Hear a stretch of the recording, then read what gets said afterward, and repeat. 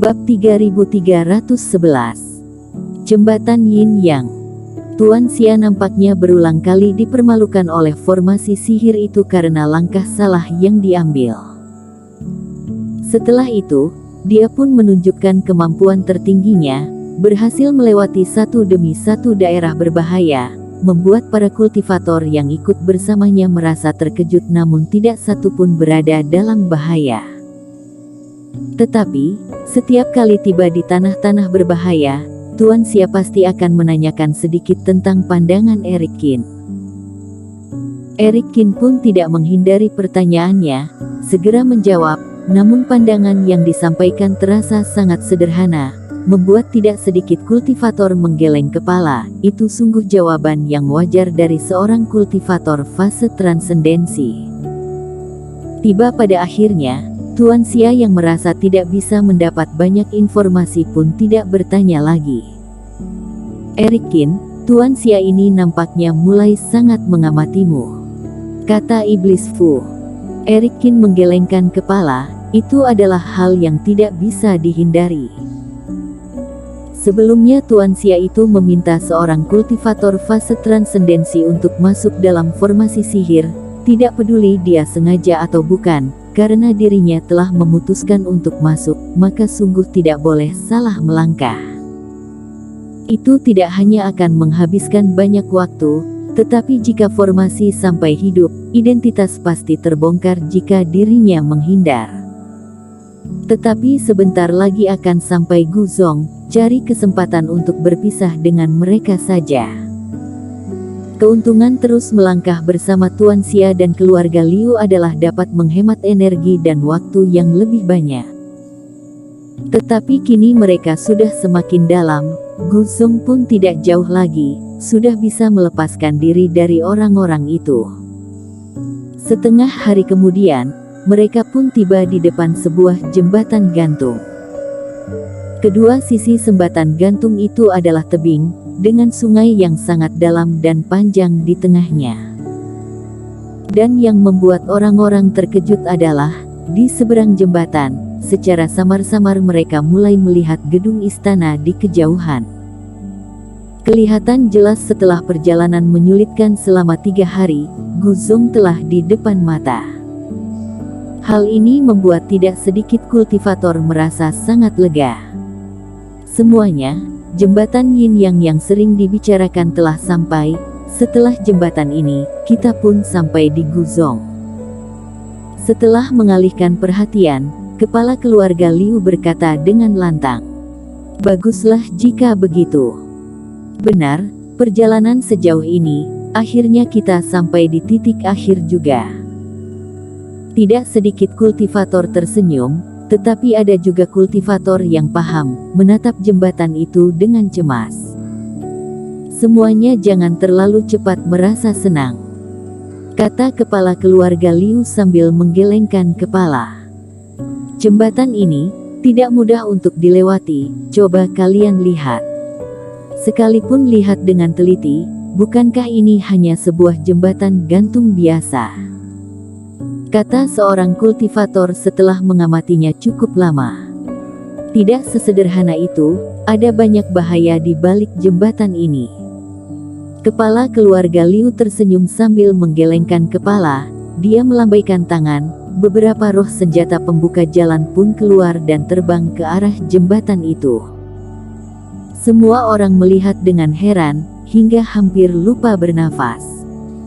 Saat roh senjata itu tiba di atas tebing, Reiki di wilayah itu mendadak bergerak cepat.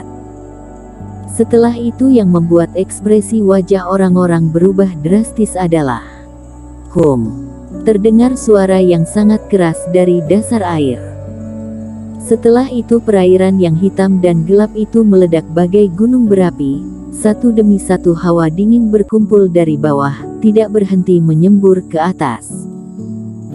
Hawa itu bahkan berbentuk seperti naga berukuran besar, memberikan rasa dingin yang menusuk tulang. Meski terpisah jarak cukup jauh, tetap saja membuat para kultivator merasa merinding. Roh-roh senjata yang menghampirinya seketika ditembusi hawa dingin itu, satu demi satu berjatuhan.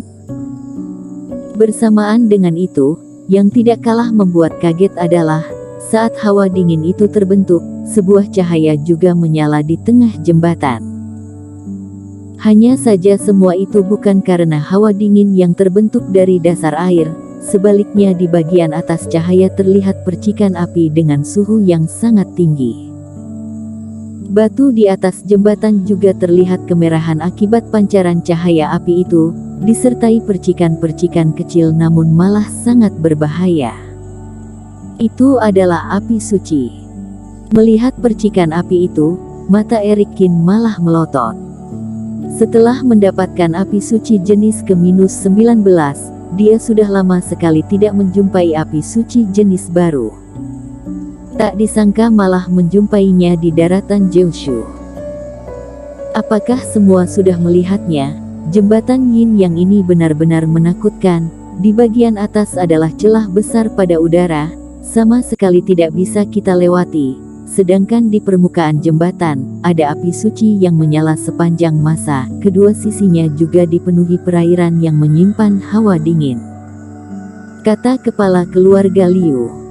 Kalau begitu teman seiman Liu, bagaimana cara kita melewatinya?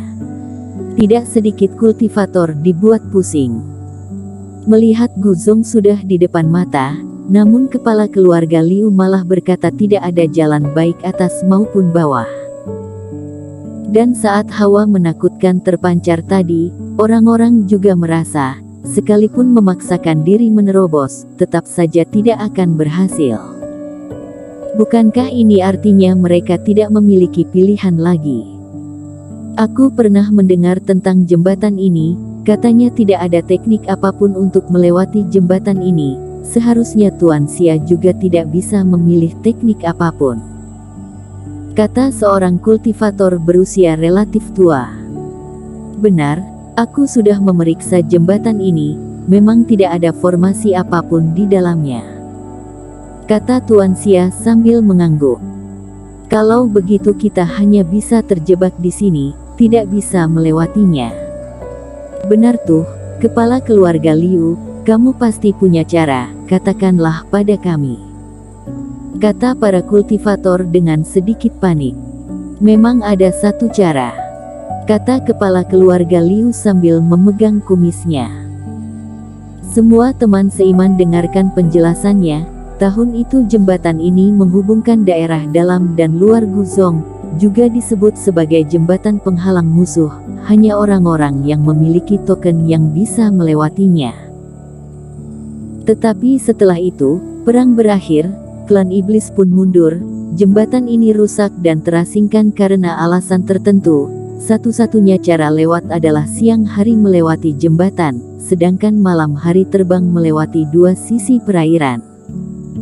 Itu artinya, asalkan bisa membedakan siang dan malam hari, kita bisa melewati jembatan ini dengan aman. Hanya saja setelah Guzong hancur, reiki langit dan bumi mengalami perubahan besar, jembatan ini pun ikut mengalami perubahan.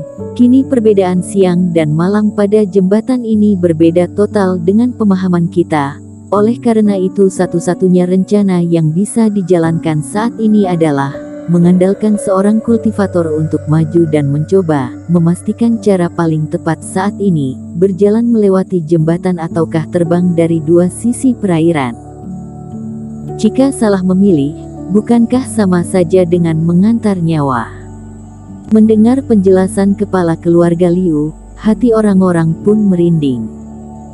Kata mencoba digunakan demi memperhalus bahasa, tetapi semua orang mengerti, mempertaruhkan nyawa di atas jembatan dan tebing hanya akan menyisakan kemungkinan hidup maksimal 50%. Tidak seperti melangkah ke dalam formasi sihir, yang masih bisa mengandalkan perhitungan Tuan Xia. Kali ini benar-benar murni mempertaruhkan nyawa. Entah siapa di antara kalian yang bersedia mencobanya. Tiba saatnya nanti saat mengambil benda berharga di Guzong, aku izinkan dia memilih lebih dulu. Kata keluarga Liu sambil melihat orang-orang di sana. Semua orang lagi-lagi menundukkan kepala, melihat Guzong sudah dekat di depan mata. namun harus bertaruh nyawa demi mendapatkan sebuah benda berharga, rasanya sama sekali tidak menguntungkan. Setelah menunggu cukup lama tidak ada yang menjawab, kepala keluarga Liu mengerutkan kening, nada bicara menjadi semakin galak. Wahai semuanya, sebelum datang kita sudah pernah berjanji bersama, jika bertemu bahaya, setiap orang memiliki kewajiban untuk maju dengan berani.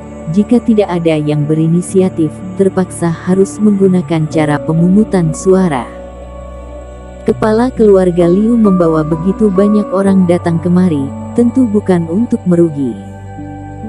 Tidak hanya mengharuskan semua orang turun tangan saat menemui bahaya, tetapi berada di tanah berbahaya seperti itu, ada juga janji untuk mempertaruhkan nyawa.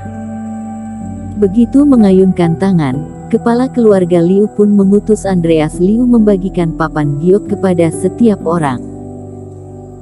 Semuanya, selain aku dan Tuan Xia, siapa menurut kalian yang cocok untuk maju, tuliskan namanya di papan giok, tentu saja boleh melepaskan hak suara, tetapi tiba saatnya nanti akan dipilih sesuai urutan nama, dan yang terpilih tidak boleh ada kata menyesal. Jika tidak, itu berarti teman seiman telah melanggar janji di awal, kita terpaksa akan saling menyerang. Para kultivator yang sedang memegang papan giok pun merasa sangat tegang. Takut sekali dirinya sendiri yang terpilih. Bersambung.